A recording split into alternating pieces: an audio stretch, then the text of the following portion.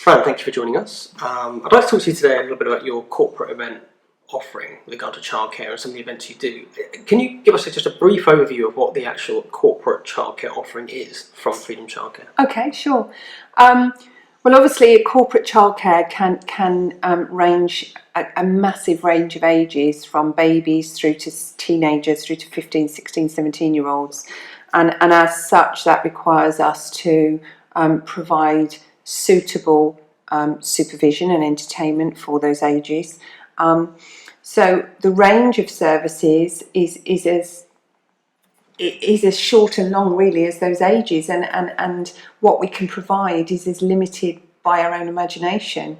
So we can provide creches, and dependent on the number of children within a creche, we would separate that into age groups of maybe babies, toddlers and preschoolers. So we would provide a different offering within the creche environment for those age groups to keep them separate and keep the play and the opportunities that we were providing specific for those age groups. And obviously the ratios would be different as you go up in age as well. So that means that's much easier to manage if you've got a specific age group within a space. Obviously we would plan within the creche the session from the beginning to end, if it was a 3-hour session or an all-day session, dependent on how long the creche was there for, incorporating feed times and play times and nap times for all the children.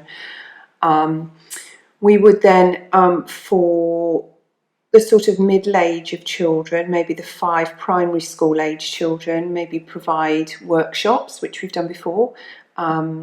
And depending on the number of children that we have at an event, we can provide rotating workshops. So maybe we would have 4 different workshops, and each, say you've got 40 children, they would be split into groups of 10 and then rotated.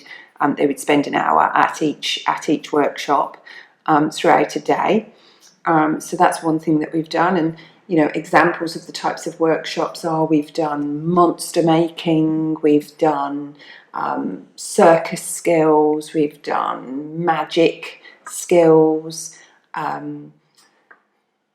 all sorts of different activities. We generally try and make we did a drama workshop, always trying to make it so that there's trying to provide something for each child. So a craft activity, a physical activity maybe, and a more cerebral maybe sort of drama, something they've got to think about.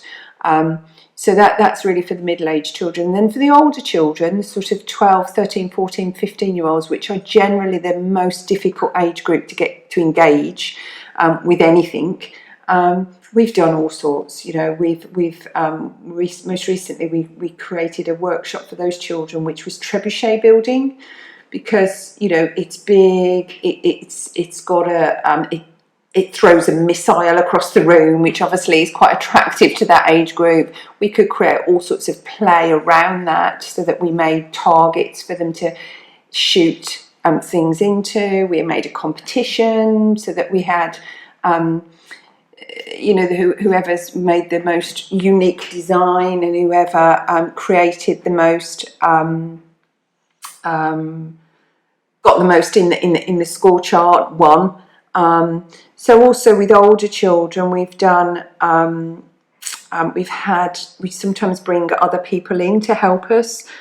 So we've had giant castle building and painting, so that gave them something to paint. We've had street art and street dance. So I can't think the word when you shake hands and spray walls. Graffiti artists. Graffiti artists, thank you. So the graffiti artists we're having this year.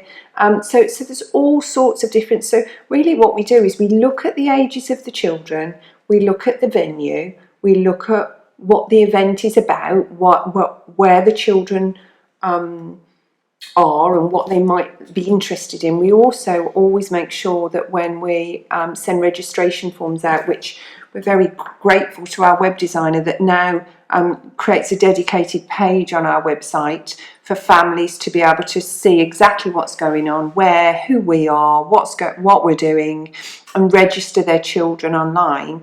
At that point, we can capture lots of information about their children, about what they like doing, what they don't like doing, any special needs, any dietary requirements, any anxieties, any behavioural things we need to be aware of. So there's a whole world of information that we can gather at that stage that gives us a really good insight into what these children will like, and what. So if we get 20 responses and they're, I don't know, it's very not very PC, but you do get this, 8 to 12-year-olds, and they're all boys and they all want to play football. We create a football workshop, so we make it fit the children, because there's no point us providing activities that the children aren't going to enjoy.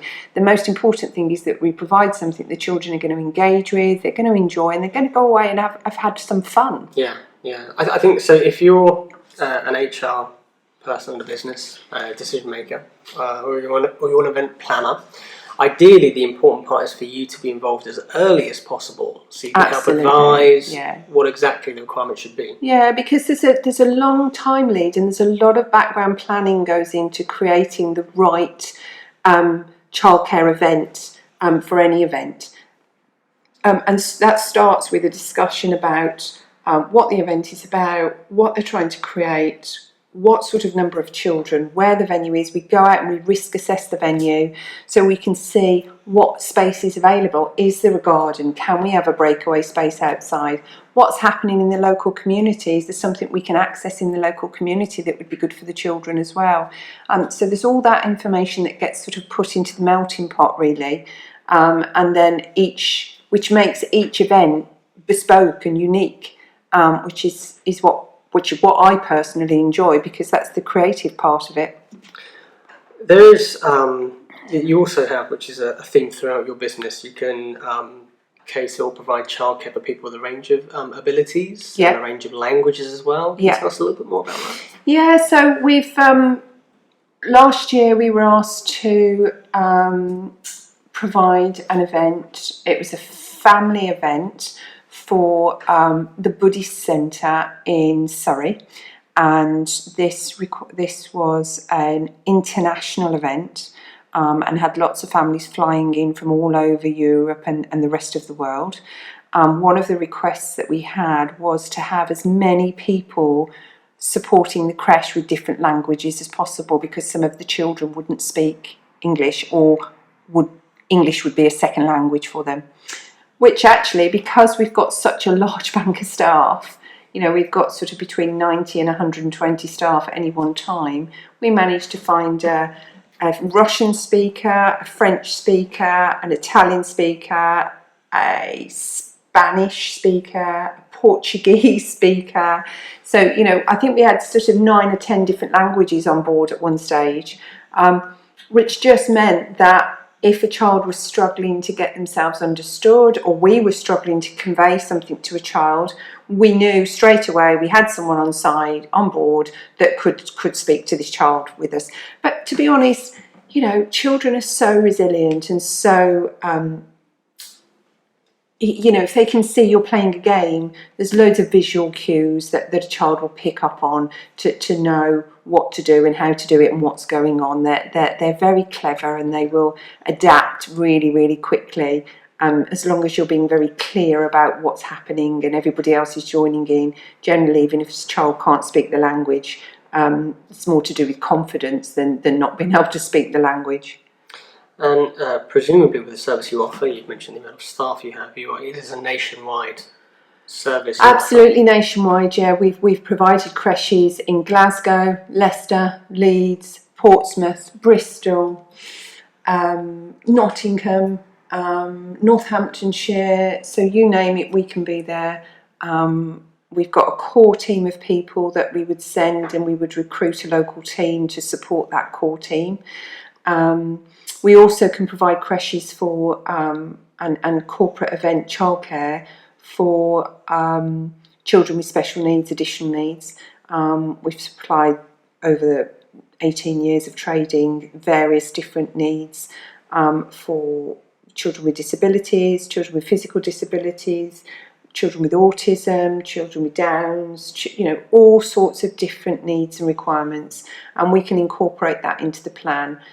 We also have children come to us that have got severe nut allergies, and we have a care plan in place for those, and we allocate a one-to-one worker for that person, so that child knows who to go to if they need something, and that person knows their care plan in detail. So all of that sort of thing is covered, which is why it's really, really important if you're going to book this sort of childcare and this sort of event support for the children, is to plan it in at the beginning. Because also, if it's to support a conference, for instance, it's really important that we understand when the main speakers are on and when the lunch hour is, and so we can engineer our service to fit around what the parents are doing, which is sometimes what people forget. Really important bits of information people forget to give us is when are the parents on lunch, and what are the parents doing when they get there, and where are the parents going to be, because obviously if a child needs them, we need to know how to get hold of them. So all of that is covered in the planning and organising stage. Great. Well, it's absolutely a growing area. We would encourage anybody to visit freedomchildcare.com for more information. Thank you very much. Thank you.